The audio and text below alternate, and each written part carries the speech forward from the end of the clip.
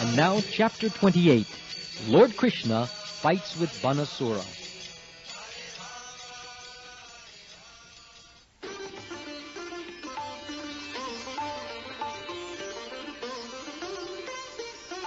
When the 4 months of the rainy season passed, and Aniruddha had still not returned home, all the members of the Yadu family became much perturbed.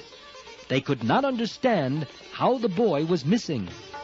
Fortunately, one day, the great sage Narad came and informed the family about Aniruddha's disappearance from the palace. He explained how Aniruddha had been carried to the city of Shonitapur, the capital of Banasura's empire, and how Banasura had arrested him with the Naga Pasha, even though Aniruddha had defeated his soldiers. This news was given in detail, and the whole story was disclosed.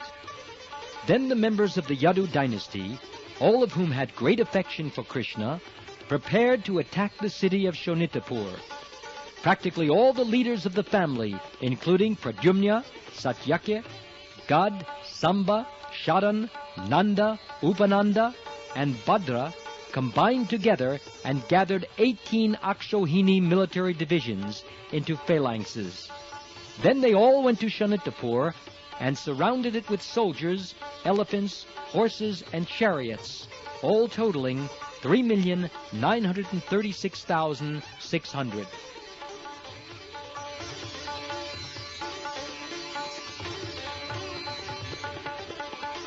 Banasura heard that the soldiers of the Yadu dynasty were attacking the whole city, tearing down various walls, gates, and nearby gardens. Becoming very angry, he immediately ordered his soldiers, who were of equal caliber, to go and face them. Lord Shiva was so kind to Banasura that he personally came as the commander-in-chief of the military force, assisted by his heroic sons Kartikeya and Ganapati.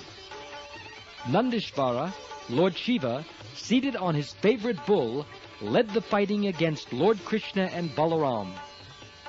We can simply imagine how fierce the fighting was. Lord Shiva with his valiant sons on one side, and Lord Krishna, the Supreme Personality of Godhead, and his elder brother, Sri Balaramji, on the other. The fighting was so fierce that those who saw the battle were struck with wonder, and the hairs on their bodies stood up. Lord Shiva was engaged in fighting directly with Lord Krishna. Pradyumna was engaged with Kartikeya, and Lord Balaram was engaged with Banasura's commander-in-chief, Kubanda, who was assisted by Kupakarna. Samba, the son of Krishna, fought the son of Banasura, and Banasura fought Satyaki, commander-in-chief of the Yadu dynasty. In this way, the fighting was waged.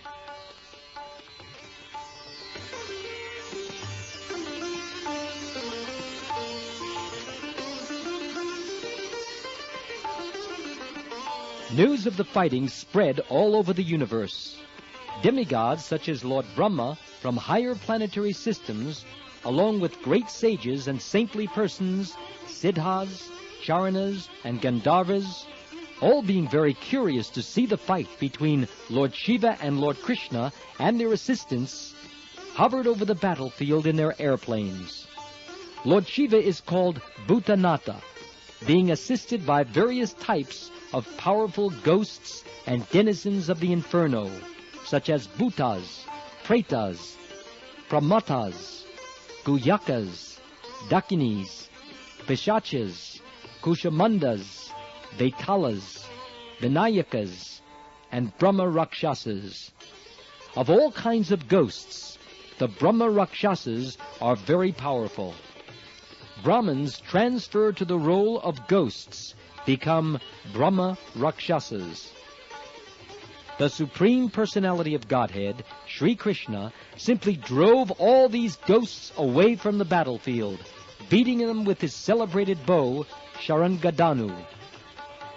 Lord Shiva then began to release all his selected weapons against the Personality of Godhead. Lord Sri Krishna, without any difficulty, counteracted all these weapons with counter-weapons. He counteracted the Brahmastra, similar to the atomic bomb, by another Brahmastra, and an air weapon by a mountain weapon. When Lord Shiva released a particular weapon, bringing about a violent hurricane on the battlefield, Lord Krishna presented just the opposing element, a mountain weapon, which checked the hurricane on the spot. Similarly, when Lord Shiva released his weapon of devastating fire, Krishna counteracted it with torrents of rain.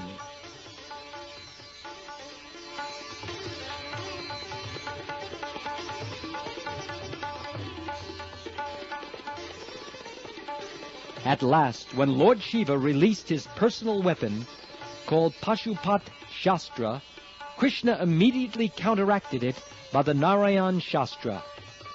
Lord Shiva then became exasperated in fighting with Lord Krishna. Krishna then took the opportunity to release his yawning weapon. When this weapon is released, the opposing party becomes tired, stops fighting, and begins to yawn. Consequently, Lord Shiva became so fatigued that he refused to fight any more and began yawning. Krishna was now able to turn his attention from the attack of Lord Shiva to the efforts of Banasura, and he began to kill Banasura's personal soldiers with swords and clubs. Meanwhile, Lord Krishna's son Pradyumna was fighting fiercely with Kartikeya, the commander-in-chief of the demigods. Kartikeya was wounded, and his body was bleeding profusely. In this condition, he left the battlefield, and without fighting any more, rode away on the back of his peacock carrier. Similarly, Lord Balaram smashed Banasura's commander-in-chief, Kumbhanda, with the strokes of his club. Kupakarna was also wounded in this way, and both he and Kumbhanda, the commander-in-chief, fell on the battlefield, Kumbhanda being fatally wounded. Without guidance, all of Banasura's soldiers scattered here and there.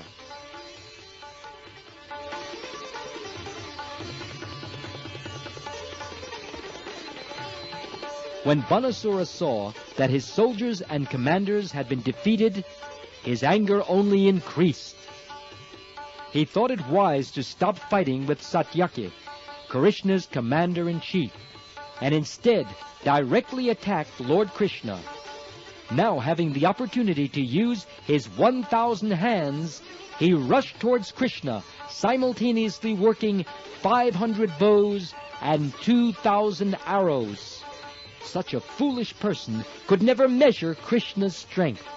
Immediately, without difficulty, Krishna cut each of Banasura's bows into 2 pieces, and to check him from going further, made the horses of his chariot lie on the ground, so that the chariot broke to pieces. After doing this, Krishna blew his conch shell, Panchajanya. There was a demigoddess named Kotara, who was worshipped by Banasura, and their relationship was as mother and son. Mother Kotara was upset that Banasura's life was in danger, so she appeared on the scene. With naked body and scattered hair, she stood before Lord Krishna.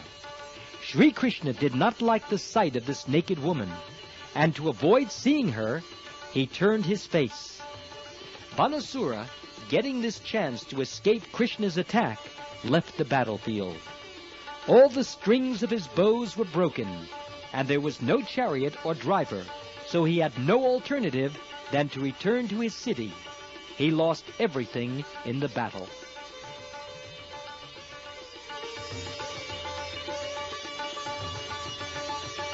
Being greatly harassed by the arrows of Krishna, all the associates of Lord Shiva, the hobgoblins and ghostly bhutas, pretas, and kshatriyas, left the battlefield.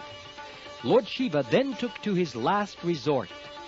He released the greatest death weapon known as Shivajvar, which destroys by excessive temperature.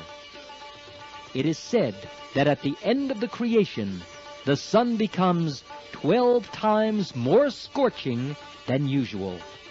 This 12 times hotter temperature is called Shivashvara. When the Shivashvara personified was released, he had 3 heads and 3 legs. And as he came toward Krishna, it appeared that he was burning everything to ashes. He was so powerful that he made blazing fire appear in all directions, and Krishna observed that he was specifically coming toward him.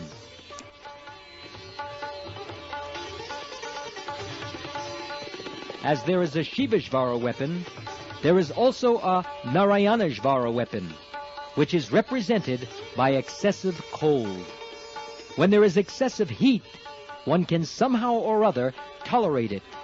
But when there is excessive cold, everything collapses. This is actually experienced by a person at the time of death. At the time of death, the temperature of the body first of all increases to 107 degrees, and then the whole body collapses and immediately becomes as cold as ice. To counteract the scorching heat of the Shivashvara, there was no other weapon but Narayanashvara. When Lord Krishna saw that the Shivashvara had been released by Lord Shiva, he had no other recourse than to release Narayanashvara. Lord Sri Krishna is the original Narayan and the controller of the Narayanashvara weapon. When the Narayanashvara was released, there was a great fight between the 2 Shvaras. When excessive heat is counteracted by extreme cold, it is natural for the hot temperature to gradually reduce, and this is what occurred in the fight between Shivashvara and Narayanashvara. Gradually, Shivashvara's temperature diminished, and Shivashvara began to cry for help from Lord Shiva. But Lord Shiva was unable to help him in the presence of the Narayanashvara. Unable to get any help from Lord Shiva, the Shivashvara could understand that he had no means of escape outside of surrendering unto Narayan, Lord Krishna himself. Lord Shiva, the greatest of demigods, could not help him, what to speak of the lesser demigods. And therefore Shivashvara ultimately surrendered unto Krishna, bowing before him and offering a prayer, so that the Lord might be pleased to give him protection.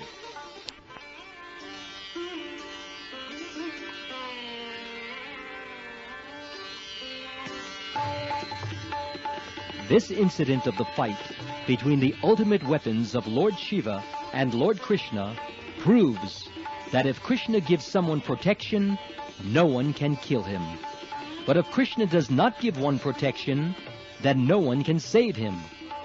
Lord Shiva is called Mahadev, greatest of all demigods, although sometimes Lord Brahma is considered the greatest of all demigods because he can create, whereas Lord Shiva can annihilate the creations of Brahma. But both Lord Brahma and Lord Shiva act only in one capacity. Lord Brahma can create, and Lord Shiva can annihilate, but neither of them can maintain. Lord Vishnu, however, not only maintains, but creates and annihilates also. Factually, the creation is not affected by Brahma, because Brahma himself is created by Lord Vishnu. Lord Shiva is created or born of Brahma. The Shivashvara thus understood that without Krishna or Narayan, no one could help him. He therefore rightly took shelter of Lord Krishna, and with folded hands began to pray as follows.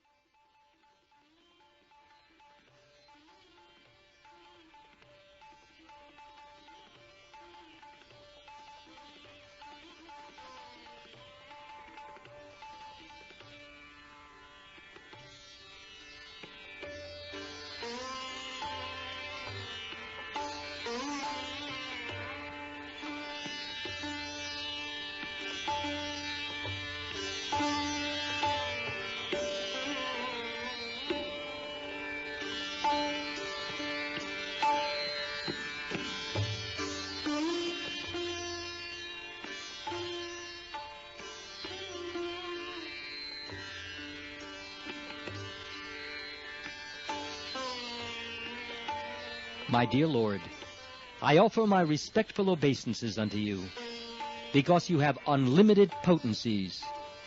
No one can surpass your potencies, and thus you are the Lord of everyone. Generally, people consider Lord Shiva the most powerful personality in the material world. But Lord Shiva is not all-powerful. You are all-powerful. This is factual. You are the original consciousness or knowledge. Without knowledge or consciousness, nothing can be powerful. A material thing may be very powerful, but without the touch of knowledge or consciousness, it cannot act. A material machine may be gigantic and wonderful, but without the touch of someone conscious and in knowledge, the material machine is useless for all purposes. My Lord, you are complete knowledge, and there is not a pinch of material contamination in your personality.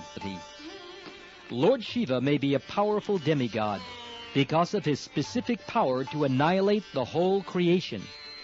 And similarly, Lord Brahma may be very powerful because he can create the entire universe. But actually, neither Brahma nor Lord Shiva is the original cause of the cosmic manifestation. You are the absolute truth, the supreme Brahman, and you are the original cause. The original cause of the cosmic manifestation is not the impersonal Brahman effulgence. The impersonal Brahman effulgence rests on your personality.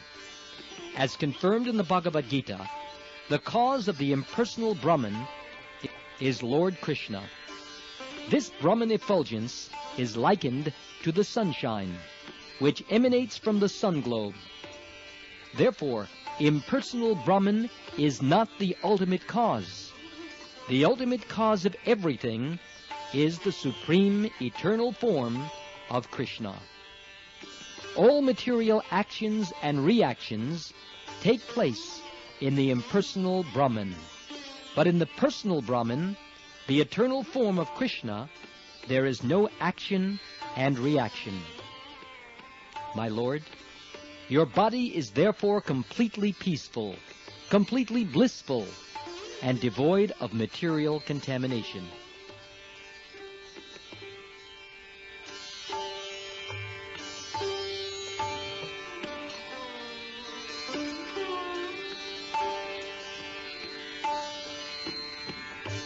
In the material body, there are actions and reactions of the three modes of material nature.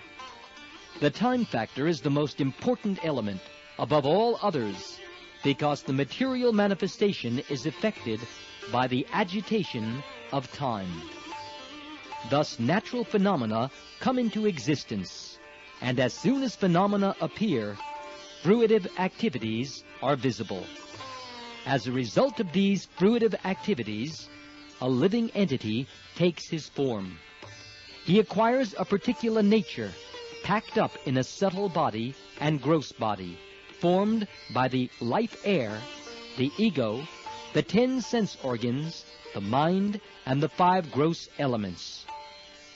These then create the type of body which later becomes the root or cause of various other bodies, which are acquired one after another by the transmigration of the soul. All these phenomenal manifestations are the combined actions of your material energy. Unaffected by the action and reaction of different elements, you are the cause of this external energy. And because you are transcendental to such compulsions of material energy, you are the supreme tranquility. You are the last word in freedom from material contamination. I therefore take shelter at your lotus feet, giving up all other shelter.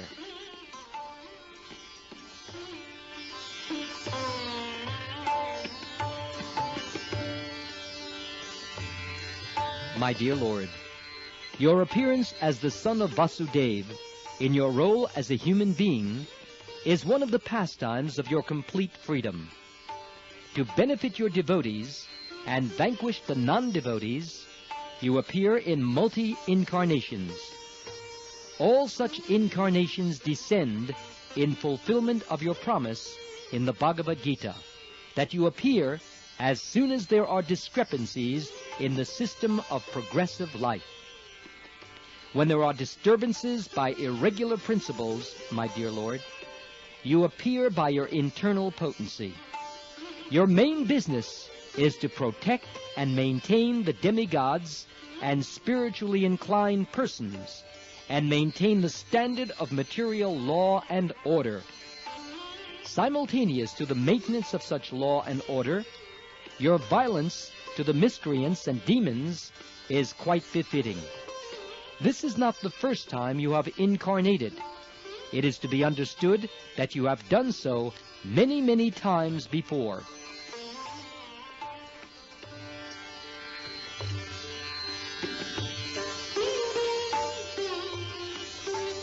My dear Lord, I beg to submit that I have been very greatly chastised by the release of your Narayanajvara, which is certainly very cooling, yet at the same time severely dangerous and unbearable for all of us. My dear Lord, as long as one is forgetful of Krishna consciousness, driven by the spell of material desires, and ignorant of the ultimate shelter at your lotus feet, one who has accepted the material body becomes disturbed by the three miserable conditions of material nature. Because one does not surrender unto you, he continues to suffer perpetually. After hearing the Shivajvara, Lord Krishna replied, O three-headed one, I am pleased with your statement. Be assured there is no more suffering for you from the Narayanajvara. Not only are you now free from fear of the Narayanajvara, but anyone in the future who simply recollects this fight between Shivajvara and Narayanajvara will also be freed from all kinds of fear.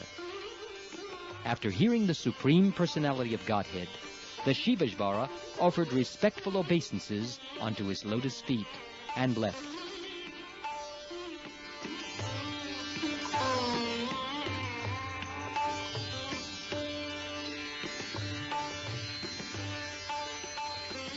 In the meantime, Banasura somehow or other recovered from his setbacks, and with rejuvenated energy returned to fight.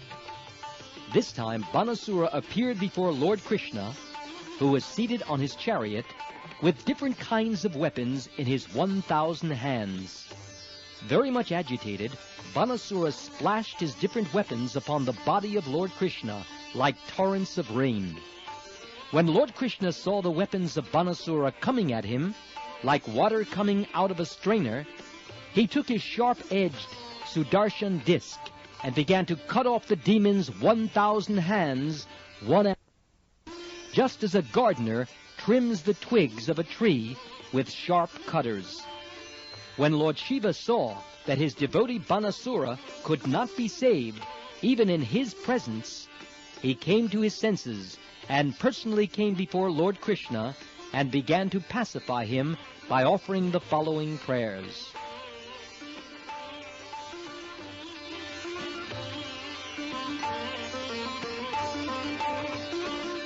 Lord Shiva said, My dear Lord, you are the worshipable object of the Vedic hymns. One who does not know you considers the impersonal Brahmajyoti, or eternal light, to be the ultimate, supreme, absolute truth, without knowledge that you exist behind your spiritual effulgence in your eternal abode. My dear Lord, you are therefore called Param Brahman. These words, Param Brahman, have been used in the Bhagavad Gita to identify you. Saintly persons who have completely cleansed their hearts of all material contamination can realize your transcendental form, although you are all-pervading like the sky, unaffected by any material thing. Only the devotees can realize you, and no one else. In the impersonalist conception of your supreme existence, the sky is just like your navel, fire is your mouth, and water is your semen. The heavenly planets are your head. All the directions are your ears. The Urvi planet is your lotus feet. The moon is your mind, and the sun is your eye. As far as I am concerned, I act as your ego. The ocean is your abdomen, and the king of heaven, Indra, is your arm.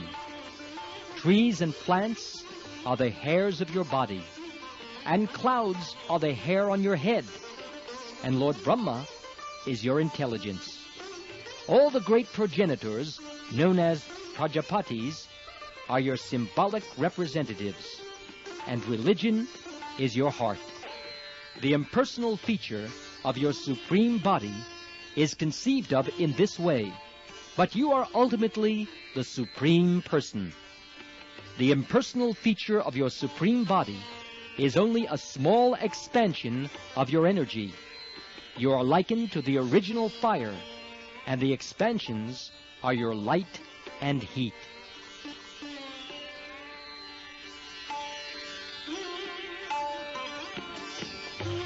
Lord Shiva continued, "My dear Lord, although you are manifested universally, different parts of the universe are the different parts of your body, and by your inconceivable potency, you can simultaneously be both localized and universal. In the Brahma Samhita, we also find it stated that although you always remain in your abode, Goloka Vrindavan, you are present everywhere. As stated in the Bhagavad Gita, you appear to protect the devotees, which indicates good fortune for all the universe. All of the demigods are directing different affairs of the universe by your grace only.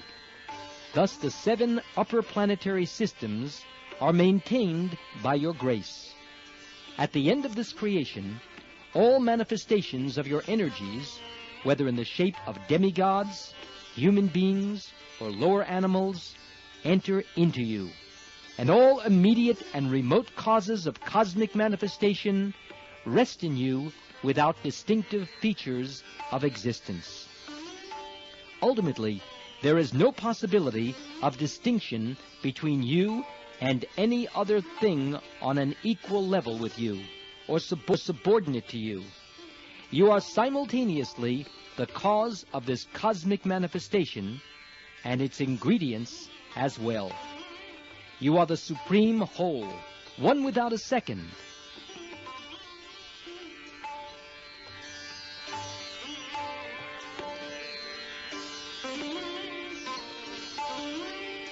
In the phenomenal manifestation, there are 3 stages: the stage of consciousness, the stage of semi-consciousness in dreaming, and the stage of unconsciousness. But your Lordship is transcendental to all these different material stages of existence. You exist, therefore, in a 4th dimension, and your appearance and disappearance do not depend on anything beyond yourself. You are the supreme cause of everything. But for you, there is no cause. You yourself cause your own appearance and disappearance. Despite your transcendental position, my Lord, in order to show your 6 opulences and advertise your transcendental qualities, you have appeared in your different incarnations: fish, tortoise, boar, Nrsimha, Keshava, and others, by your personal manifestation.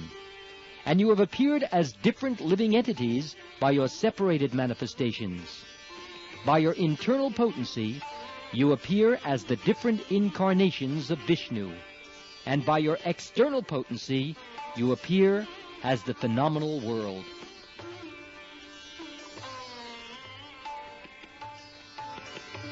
Because it is a cloudy day, to the common man's eyes, the sun appears to be covered.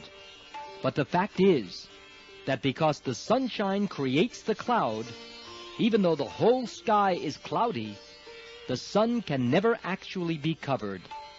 Similarly, less intelligent men claim that there is no God. But when the manifestation of different living entities and their activities is visible, enlightened persons see you present in every atom and through the via media of your external and marginal energies. Your unlimitedly potent activities are experienced by the most enlightened devotees. But those who are bewildered by the spell of your external energy identify themselves with this material world and become attached to society, friendship, and love. Thus they embrace the threefold miseries of material existence and are subjected to the dualities of pain and pleasure, sometimes drowning in the ocean of attachment and sometimes being taken out of it.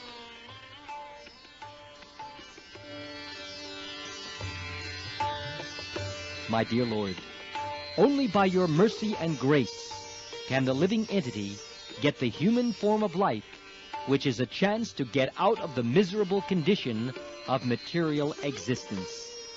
However, a person who possesses a human body, but who cannot bring the senses under control, is carried away by the waves of sensual enjoyment. As such, he cannot take shelter of your lotus feet, and thus engage in your devotional service.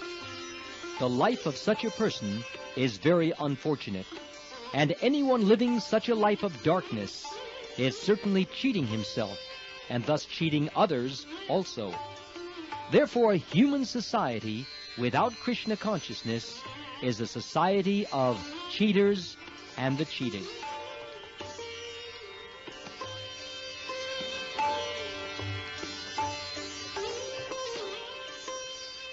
My Lord, you are actually the dearmost supersoul of all living entities, and the supreme controller of everything.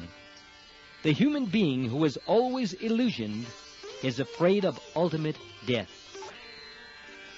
A man who is simply attached to sensual enjoyment voluntarily accepts the miserable material existence, and thus wanders after the will-o'-the-wisp of sense pleasure. He is certainly the most foolish man, for he drinks poison and puts aside the nectar. My dear Lord, all the demigods, including myself and Lord Brahma, as well as great saintly persons and sages who have cleansed their hearts of material attachment, have, by your grace, wholeheartedly taken shelter of your lotus feet. We have all taken shelter of you because we have accepted you as the Supreme Lord and the dearmost life and soul of all of us. You are the original cause of this cosmic manifestation.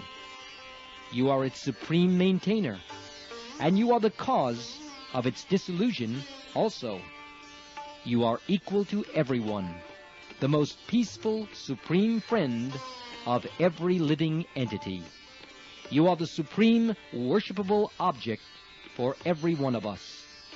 My dear Lord, let us always be engaged in your transcendental loving service so that we may get free from this material entanglement.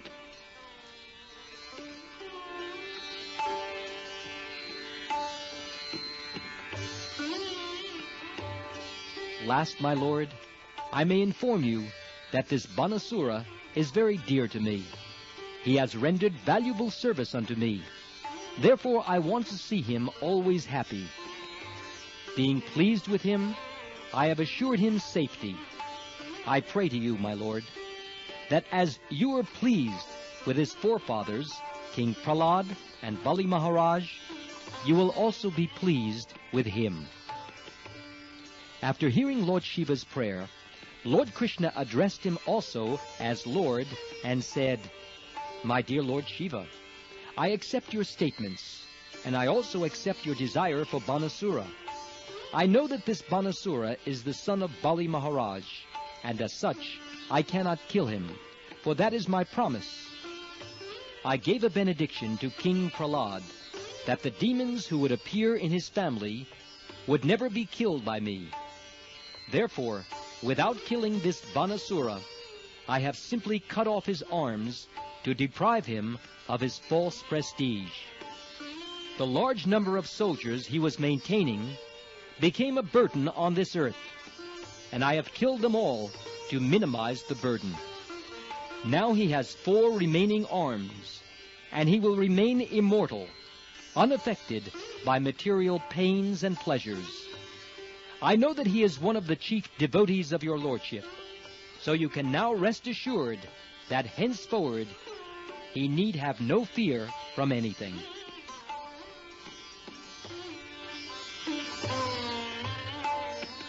When Banasura was benedicted by Lord Krishna in this way, he came before the Lord and bowed down before him, touching his head to the earth. He immediately arranged to bring Aniruddha, along with his daughter Usha, seated on a nice chariot, and presented them before Lord Krishna. After this, Lord Krishna took charge of Aniruddha and Usha, who had become very opulent materially because of the blessings of Lord Shiva. Thus, keeping forward a division of 1 Akshohini of soldiers, Krishna began to proceed toward Dwarka. In the meantime, all the people at Dwarka, having received the news that Lord Krishna was returning with Aniruddha and Usha in great opulence, decorated every corner of the city with flags, festoons, and garlands. All the big roads and crossings were carefully cleansed and sprinkled with sandalwood pulp mixed with water. Everywhere was the flavor of sandalwood. All the citizens joined their friends and relatives to welcome Lord Krishna with great pomp and jubilation, and a tumultuous vibration of conch shells, drums, and bugles received the Lord. In this way, the Supreme Personality of Godhead, Krishna, entered his capital city, Dwarka.